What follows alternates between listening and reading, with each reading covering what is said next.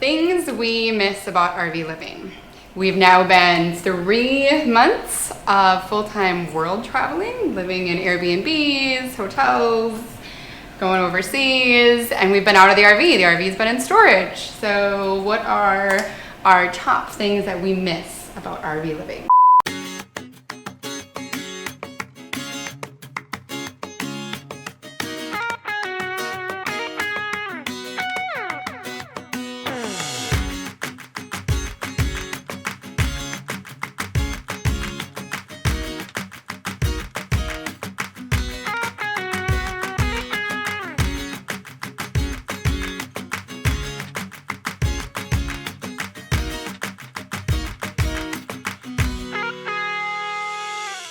Number 1, kitchen appliances. Oh gosh, yes. I miss our Berkey and I miss our Instant Pot. Espresso maker. You know, when you go to Airbnbs and rental houses, you're like lucky if you get a rice cooker and like a spatula and a pan. Yeah, all Airbnbs and rental places are not created equally, that's for sure. Yeah. And we miss that. We miss being able to do that be able to use our appliances in our kitchen. Yeah. Number 2, I miss my own pillows. I miss our own bedding. And with RV life, we've been able to take our beds and our pillows with us, you know? It's a smaller space, but we always have our stuff. It's not somebody else's bed and somebody else's sheets and pillows. Yeah, it's definitely something we miss.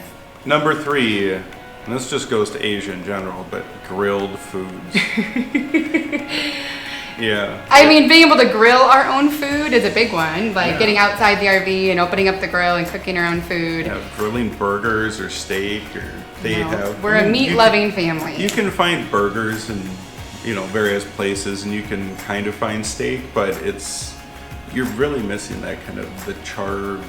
Yeah. Yeah, and definitely no barbecue. I mean, yes, they do Asian style barbecue. They do. Korean has their own style in Malaysia, but it's not Texas style or Memphis so we got spoiled, and those are things that we really miss. Yeah.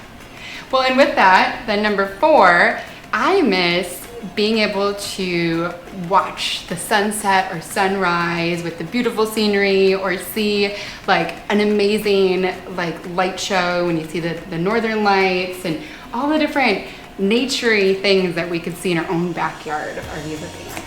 Yeah, walking out your door at night and seeing the Milky Way. That was kind of fantastic. Yeah, pretty amazing. Or this last summer we walked out and saw there were wild horses in our yard. Yeah, in Wyoming. I mean, those are things that were epic for us and that we just don't get that feel while we've been world traveling. And number 5, overall, we miss having our home with us. The feeling of home. And that would probably be for any family that went into full-time travel of any type, and they sold all the things like we had done originally, and we went off on our adventure. But we sold all of our things to go into the RV, and the RV then started to feel like home. Right, the RV was with us at all times. So even though it wasn't the same size or the same bed or the same oven as our house, it felt like home because our stuff is always with us no matter where we are. And it became our oven, it became our beds, it became, like if you're moving from house to house, it became that. Where now, as we're world traveling, we literally just go with our bags of clothes and our electronics. Mm-hmm. But otherwise, a laptop doesn't make it feel like home. No, it doesn't. So the feeling of home with us, but still being able to travel full time. And that's what RV living has done for us. Yeah. You get kind of the best of both worlds. You get to travel, but then you get to go home every night, so to speak. Yeah, and that is exactly what the kids had said too. When we asked them ahead of time, we said, what is it that you miss about the RV and RV living? And they said, we miss being able to be home and have that feeling. And they talked about their beds too, and sleep in their own beds and everything. So definitely one of the most unique things about RV travel is that you get to, like I said, sleep in your house every night. Yeah. Moving on to things we don't miss about RV living now that we have been out of the RV for 3 months and world traveling. Yes. Number 1, small spaces. Grand cosmic powder. No, there's a fine line. Like, we're currently in an Airbnb that is huge, and like it takes forever to like get to the next person in the next room, and like we don't need this big a space. 3,000 square feet. It's bigger than our house ever was. And it's giant. This is too much for us. But our RV is really small, and we're on top of each other a lot when we're inside. Yes. If we don't get outside, or if the weather's poor, if you're working and the kids are homeschooling and I'm trying to cook or clean, we're on top of each other. yeah, you're doing that within a 30 square foot area. It's Whereas, small. like, especially in this Airbnb, we have 30 square feet for the shower. It's crazy. It kind of leads into the next thing we don't miss about our being is the bathroom size and showering and kind of just general. Yeah. Yeah. The shower in our RV is teeny tiny. Tiny. I hit my shoulders and Yep. my head when I'm in there. And you're 6 foot. Yeah, and I'm only 6 foot. Yeah. So So we do, something we don't miss is the really small bathroom, really small shower. And to be honest, we were doing a lot of boondocking this last summer, and so we had to limit how much we showered. And I was okay with it at first, but eventually it was like, I just want to be able to take a hot shower. And so that's been really nice to be able to take like longer hot showers and not run out of water while we have been in different Yeah. Airbnbs. and that kind of leads into another segue Number 3, into what we don't miss: water. And what do you mean by that, Tony? Well, water control. Where do you get water? Where do you put the water? How do you dispose of the wastewater? How do you dispose of, the tanks? And, especially boondocking, you're always thinking about water. So it definitely can be a chore because we need to carry enough fresh when we go in. We need to locate a fresh refill. We need to figure out how much gray we have. yeah, You know. and limit how much we're showering. Yep, so- and washing dishes, Yep. and then the black water tank never had to worry about. That'll last about 2 weeks. But yeah, it is something to consider, especially when comes- you're boondocking. and that's Especially what we were doing. boondocking, especially we're in the high desert mountain areas all summer, so you're going through a lot of fresh water. But we upgraded to a bladder so we could at least fill and Yeah. come and fill the RV. But it's still, you always got to think like, okay, we have enough water to get till morning, but then that means in the morning we have to go locate a fresh water source, fill the bladder, come back, fill the RV, and then And then So- we go on about our day. Yes. We're here because we are in Southeast Asia, and most of the countries that we visited, we don't feel comfortable drinking the tap water.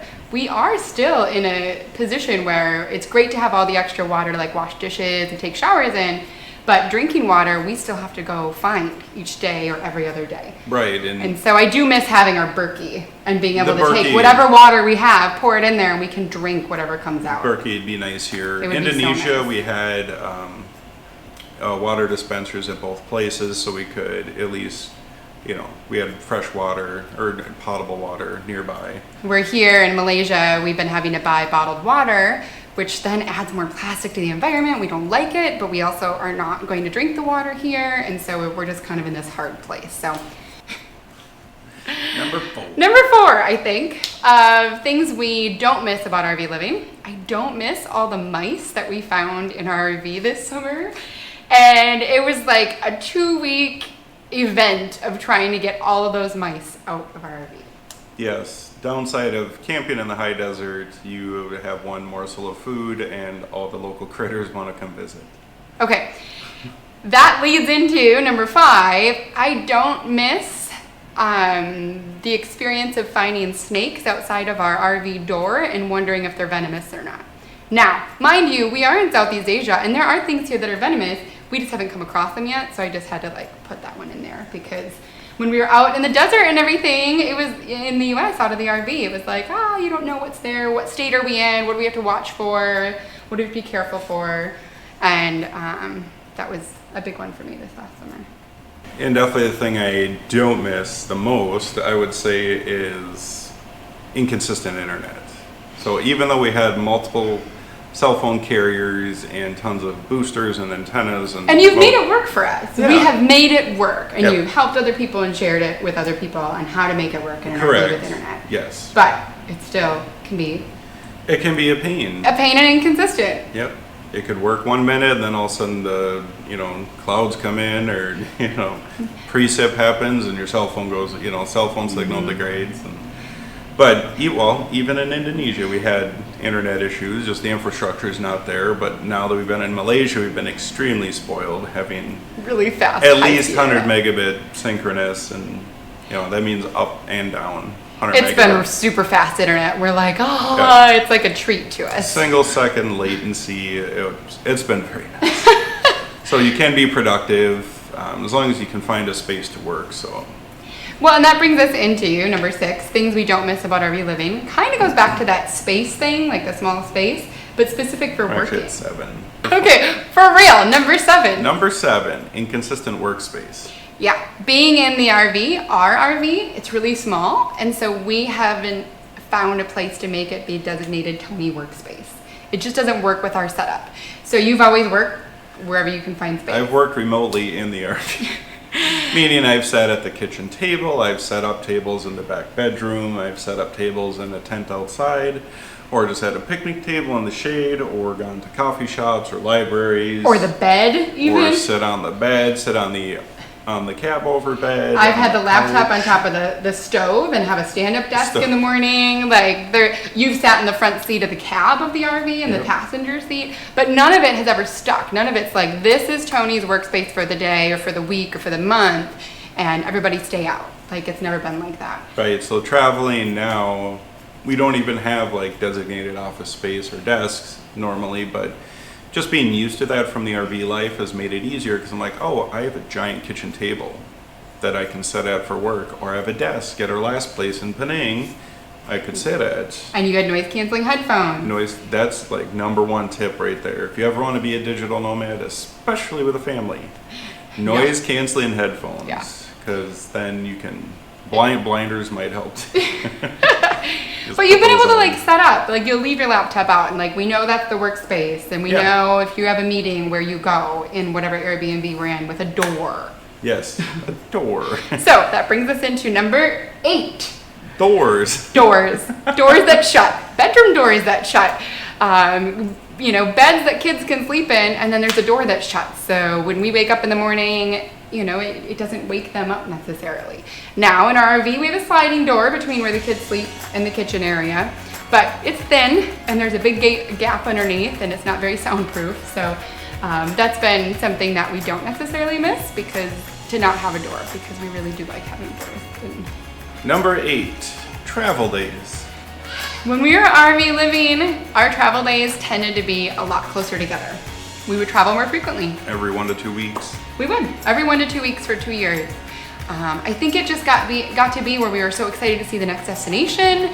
We also were excited to meet up with different friends on the road. We were excited to escape the cold to get to the beach, or escape the beach to get back to the mountains, or different things. Yeah. And so now that we've been full-time world traveling, we've been booking like months, like 1 month at one Airbnb, another month at another one.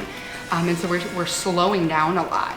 We're trying out slow travel to see how it is, especially international, because we still have to work. We do. Don't, it's not we can't bounce around every 4 days. We still worked when we were in the US too. Right. But we felt like we could always come back. But we always have our house with us. We have our stuff. It's not figuring out where are we going to, what are we even cooking on tonight? Right now it's like, where are the grocery stores, and what are we cooking on, and what kind of food do they have? And Right, we still dealt with that in the RV, but we generally have, 2 to 3 days of groceries at any time. So even if we get to a spot, it's still finding a new place to find groceries, but yeah. So I think what I'm trying to get at with this is that we have slowed down with our world travel versus RV travel that was fast. And I think that can be really good for us and so great for so many families that are thinking of starting out like this. Because the fast travel is what really stresses families out. That is what I hear all the time. Yeah, especially if you throw the international thing into the mix, because now you're transcending borders. And languages and currency. And what side of the road you drive. And do you have a license, or are you going to rent a scooter? And there's so many other components to it. Right. And so many different cultures and food and your children and internet and So yeah, if you had to still work on the road while you're doing a international travel, we suggest make it slow. Make it slow. Because if every week to 2 weeks you have to find and learn a new cell phone operator, a new currency, a new language, what side of the road to drive on. And to go see and do all the things And too. just go see Like and when do do you the do that things, while you're yeah. also homeschooling and working? Bingo. I can't imagine a better place to be working right now. Look at this man. It's beautiful out. The sun's setting, we got a fan above us, he's in the shade, there's a breeze, tropical, and like 0 bugs. Not 1 mosquito bite since we've been here. We've been here for several days now. I love Lombok.